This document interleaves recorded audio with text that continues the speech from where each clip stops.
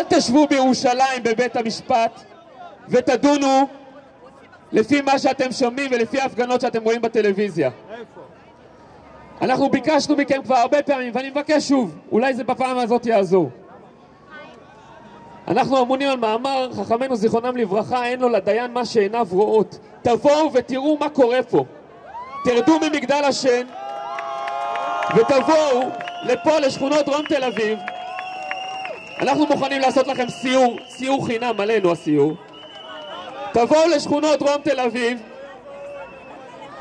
ותראו מה קורה פה, ותראו איך אזרחים שלכם, אזרחים של מדינת ישראל שמשלמים מיסים, שנולדו פה וגדלו פה, והמדינה הזאת הוקמה בעבורם כי הם יהודים, והם מבקשי מקלט, והם הפליטים עכשיו בשכונות שלהם. איך הם חיים עכשיו בשכונות דרום תל אביב כתוצאה מהמחדל הזה של המדינה?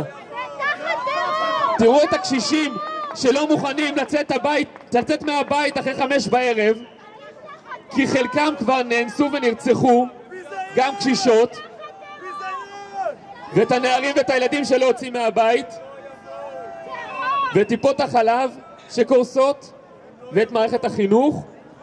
תראו את כל הדברים האלה, ואחרי זה תשפטו האם אפשר לאפשר למצב הזה להמשיך לקרות.